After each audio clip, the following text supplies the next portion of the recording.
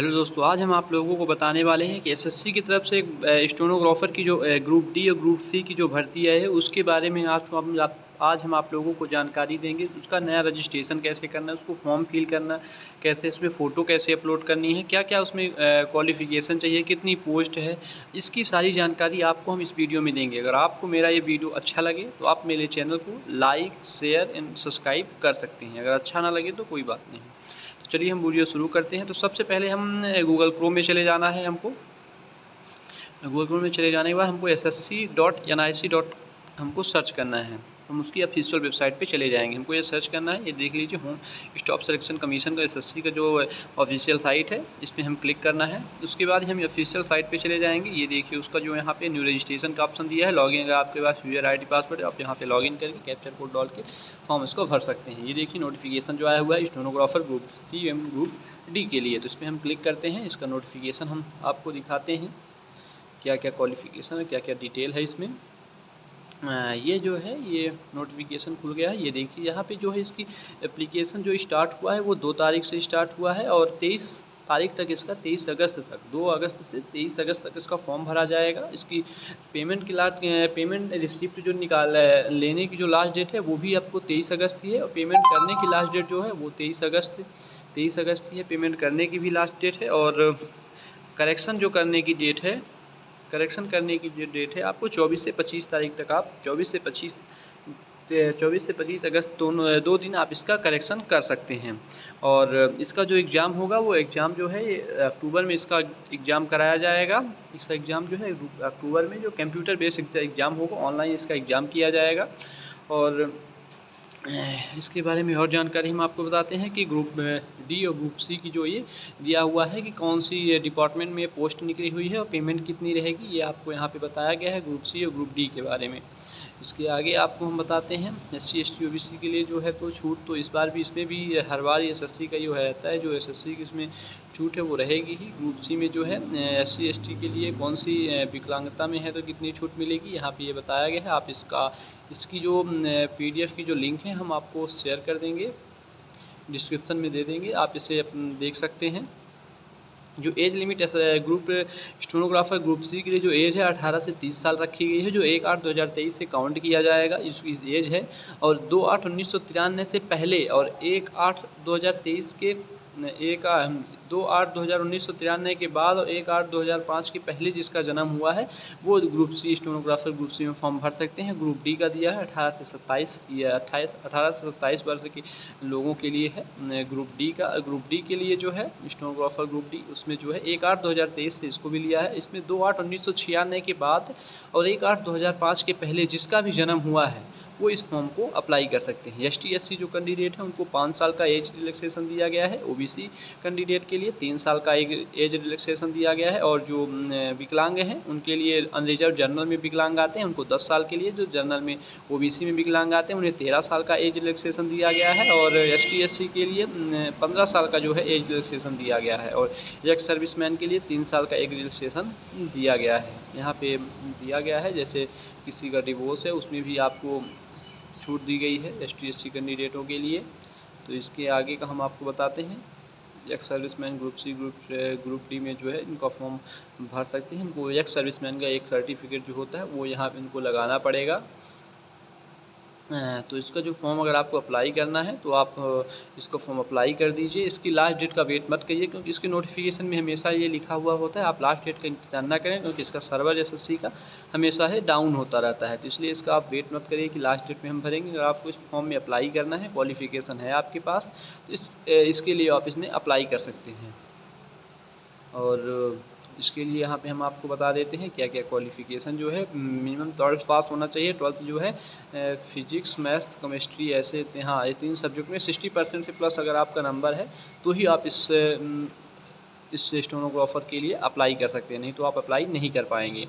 उसके आगे की जानकारी, हाउ टू अप्लाई कैसे करना है। अप्लाई करने के लिए यहाँ आपको बताया गया है, इसकी SSC की वेबसाइट पे चले जाना है। वहाँ पे आपको जो फ़ोटो की साइज़ बताया गया है कि आपको जो फ़ोटो है 3x5 सेंटीमीटर उसकी वेथ होना चाहिए, 4x5 सेंटीमीटर इसकी हाइट होनी चाहिए। जो वो 20 से 50 KB के बीच में जो इमेज है वो इमेज जो है 20 से 50 KB के बीच में होनी चाहिए। जो इमेज है वो टोपी जैसे लगा हुआ है और ग्लासेस सन ग्लासेस है, ये लगा के इसकी फ़ोटो नहीं होनी चाहिए। नहीं, आपका जो फॉर्म है वो रिजेक्ट हो सकता है, रिजेक्ट हो जाएगा, हो सकता नहीं, हो ही जाएगा आपका फॉर्म रिजेक्ट। तो अगर आप ऐसी फ़ोटो है तो ऐसी फ़ोटो आप अपलोड ना करें, एक फ्रेश फ़ोटो आप ले लें, उसके बाद ही आप फ़ोटो अपलोड करें।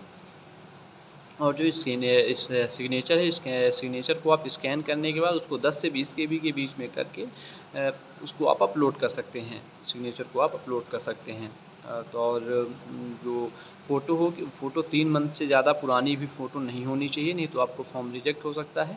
और फ़ोटो में आप क्लियर दिखना चाहिए, आपका आँख, कान, नाक, आँख जो है वो ब्लर नहीं होनी चाहिए, एक बिल्कुल साफ़ तरीके से दिखाई देनी चाहिए। फ़ोटो का जो फॉर्मेट है जेपीईजी और जेईपीजी और जेपीजी में, दोनों में किसी में भी हो सकता है। और सिग्नेचर भी आपका दोनों में से किसी भी फॉर्मेट में आप सिग्नेचर भी हो सकता है, आप दोनों में से किसी फॉर्मेट में हो। और फॉर्म जो है सबमिट करने की जो लास्ट डेट है वो 23/8/2023 है, ये आप लोग ध्यान में रखें। और आप ये मान के चलिए 20/8/2023 के पहले ही आप फॉर्म भर लीजिए, उसके बाद आप फॉर्म भरेंगे तो इसमें काफ़ी प्रॉब्लमें आती हैं, बहुत से लोग फॉर्म भी नहीं भर पाते। तो अगर आप लोग इससे पहले फॉर्म भर लेंगे तो ज़्यादा अच्छा रहेगा, क्योंकि इसकी जो फ़ीस है वो 100 रुपये रखी गई है।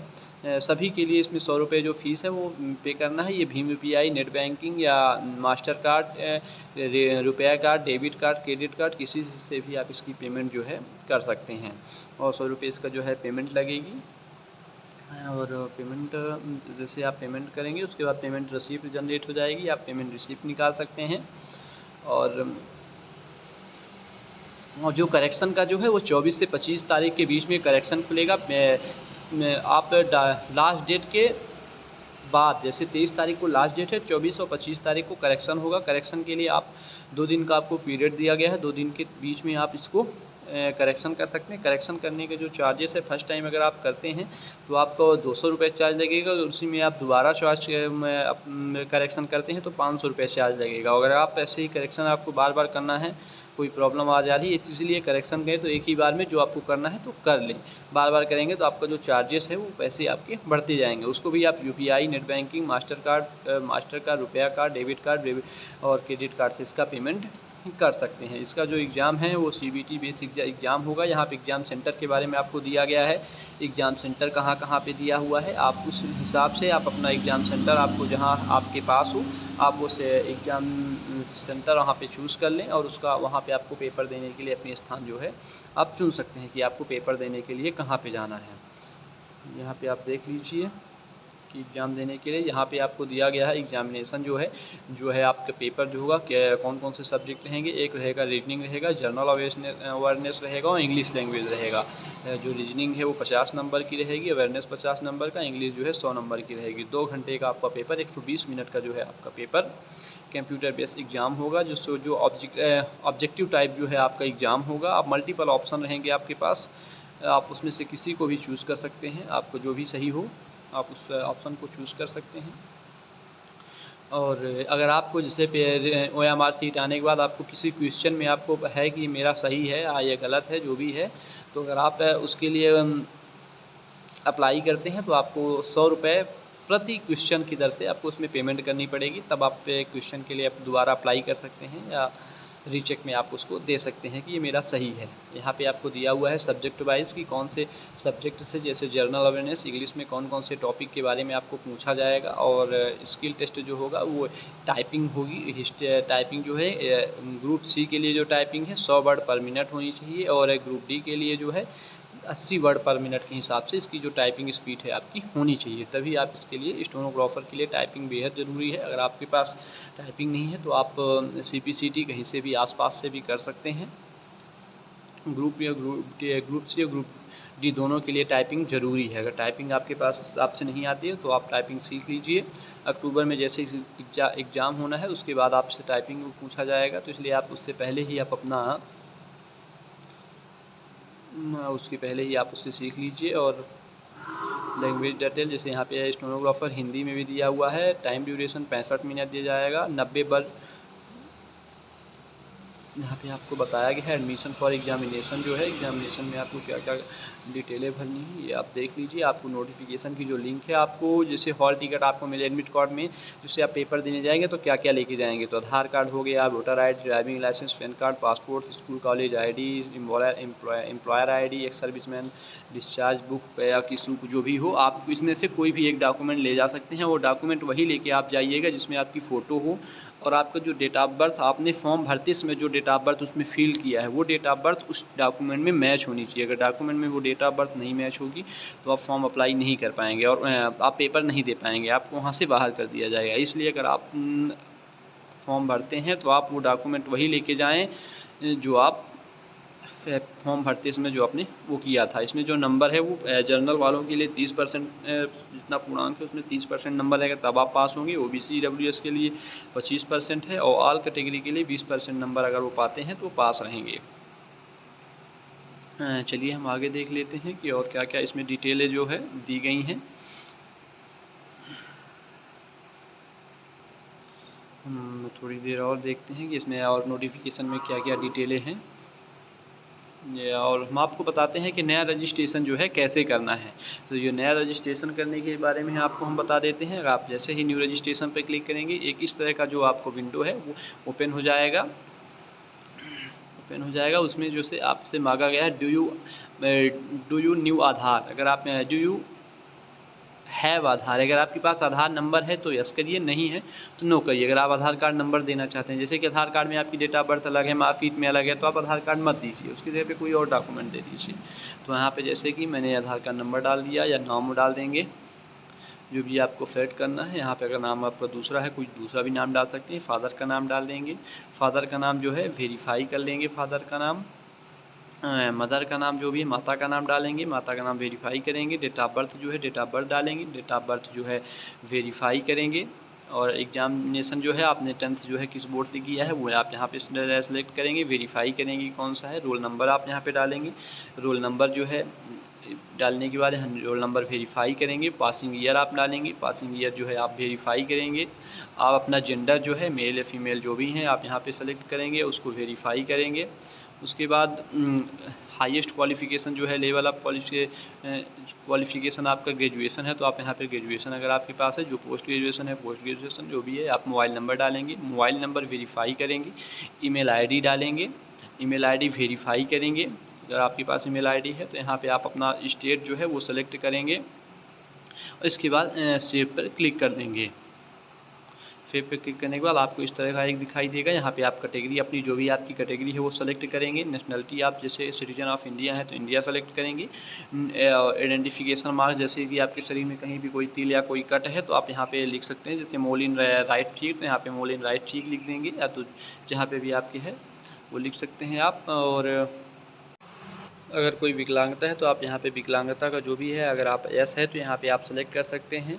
डिसबेल मतलब आपको दिखाई ब्राइंडनेस है या कुछ और भी है जो लोकोमोटिव है या जो भी होगा आपके पास वो आप यहाँ पे सेलेक्ट करके उसकी डिटेल आप यहाँ पर भरना पड़ेगा। आपको क्या है, आप अपना परमानेंट एड्रेस जो है यहाँ पे आप परमानेंट एड्रेस डाल देंगे। उसके बाद स्टेट या आपका जो भी स्टेट है वो स्टेट यहाँ पे डालना है। स्टेट डालने के बाद आपको यहाँ पे स्टेट यूनिट जो है ये स्टेट सेलेक्ट करने के बाद आपको डिस्ट्रिक्ट डालना है। डिस्ट्रिक्ट के बाद आपका पिन कोड जो है पिन कोड डाल देंगे। अगर आपका परमानेंट एड्रेस और करंट एड्रेस दोनों सेम ही है प्रेजेंट एड्रेस तो आप यहाँ पे यस कर देंगे। उसके बाद यहाँ पे सेव या नेक्स्ट पर क्लिक कर देंगे। आप सेव और नेक्स्ट पर क्लिक करने के बाद यहाँ पे आप एक डिस्क्रिप्शन जो है आपको खुल के आ जाएगा। इसमें आपको बताया गया आपने जो जानकारी दी है वो सही है, अगर गलत पाई जाती है तो आपके ऊपर कार्रवाई की जाए। आई एग्री पर क्लिक करने के बाद आप फाइनल सबमिट पर क्लिक कर देंगे। फाइनल सबमिट पर क्लिक करने के बाद आपको फ़ोटो और सिग्नेचर अपलोड करने का ऑप्शन दिखाई देगा। फ़ोटो सिग्नेचर आपको फ़ोटो सिग्नेचर जैसे आप सबमिट कर देंगे, उसके बाद आपका जो रजिस्ट्रेशन है वो आपके ईमेल और मोबाइल नंबर पे आईडी पासवर्ड आपकी आ जाएगा। तो उससे नया आईडी पासवर्ड आप जनरेट कर लेंगे, उसके बाद आप फॉर्म अप्लाई करेंगे। तो यहाँ हम ग्रुप सी और ग्रुप डी का जो एग्जामिनेशन फॉर्म जो है ये खुल गया है। इसमें हम कैसे अप्लाई करना है अब हम आपको ये बताने वाले हैं। ग्रुप सी और ग्रुप डी में जैसे अप्लाई करना है तो कैसे अप्लाई करना है और क्या क्या डिटेल भरना है तो हम आपको ये बता देते हैं। तो चलिए हम एक बार आपको शुरू से बताते हैं। यहाँ पे आप देख लीजिए, जो भी आप लैंग्वेज सेलेक्ट करेंगे उसके बाद स्टेनोग्राफर जैसे पोस्ट यहाँ पे सेलेक्ट कर ली गई है। मैंने एक बार फिर से आपको बता देता हूँ दोबारा।